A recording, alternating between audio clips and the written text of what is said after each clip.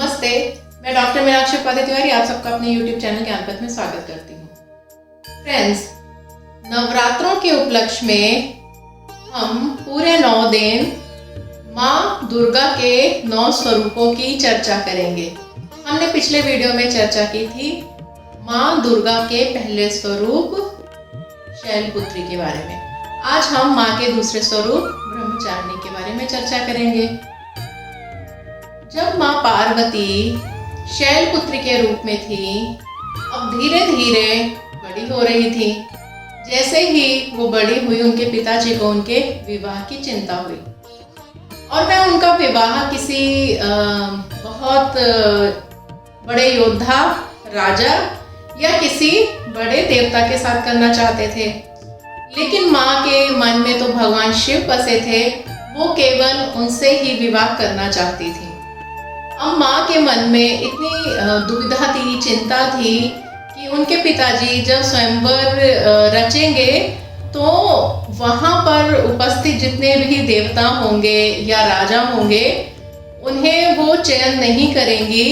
वो सिर्फ भगवान शिव को ही अपने पति के रूप में देखना चाहती हैं। लेकिन उनके पिताजी ने जो सूची तैयार की थी उसमें महादेव का नाम नहीं था।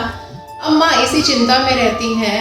तब वहाँ नारद मुनि का प्रवेश होता है। नारद मुनि पूछते हैं कि तुम्हारी व्यथा का कारण क्या है। तो माँ बताती हैं कि उन्होंने बचपन से ही भगवान शिव को अपना पति अपने मन में सोच रखा है कि वो विवाह करेंगी तो भगवान शिव से ही करेंगी।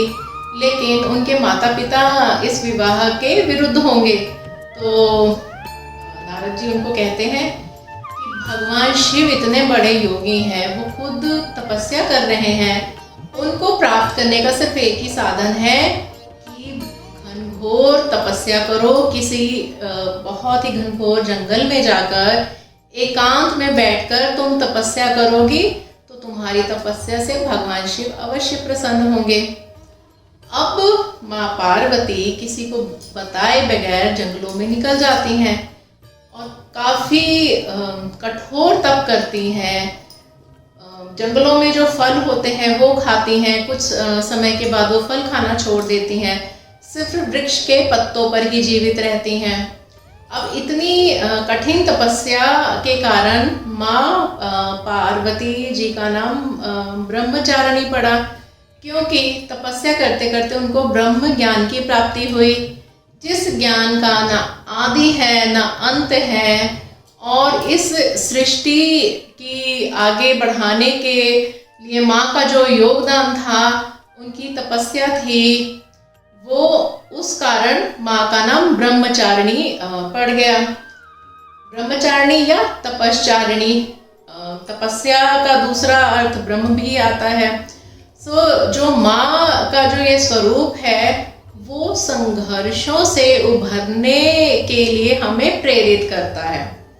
माँ का जो ये रूप है, ये सिंपल सीधी सादी साड़ी होती है, जिसमें या तो वो सफ़ेद रंग की साड़ी होती है या हल्के पीले रंग की साड़ी होती है। उनके हाथ में एक हाथ में कमंडल होता है और दूसरे हाथ में जप की माला होती है। ये माँ का स्वरूप दिखाया गया है, क्योंकि इसमें माँ दुनियादारी की चीज़ों से परे है और सिर्फ तपस्या करने में लीन है। तो ये माँ का दूसरा रूप है। जो भी भक्त माँ ब्रह्मचारिणी की तपस्या करता है या उनकी पूजा करता है, तो माँ उसे उसके जीवन के संघर्षों से मुक्ति दिलाती है। माँ का जो प्रिय भोग है वो है चीनी या मिश्री। और माँ को या तो कमल के फूल पसंद है या गुलहड़ के फूल पसंद है। गुलहड़ कहते हैं हिबिस्कस को। जो माँ ब्रह्मचारिणी, जो दुर्गा जी का दूसरा रूप है, उनकी पूजा अर्चना करने से शास्त्रों में ये भी उल्लेख मिलता है कि अगर किसी व्यक्ति की कुंडली में मंगल दोष है तो मंगल दोष भी शांत हो जाता है। और माँ की आराधना करने का जो मंत्र है वो ये है, या देवी सर्वभूतेषु सृष्टि रूपेण संस्थिता, नमस्तस्यै नमस्तस्यै नमस्तस्यै नमो नमः। सो फ्रेंड्स, आज का वीडियो था माँ ब्रह्मचारिणी के बारे में। हम अगले वीडियो में चर्चा करेंगे माँ दुर्गा के तीसरे स्वरूप की।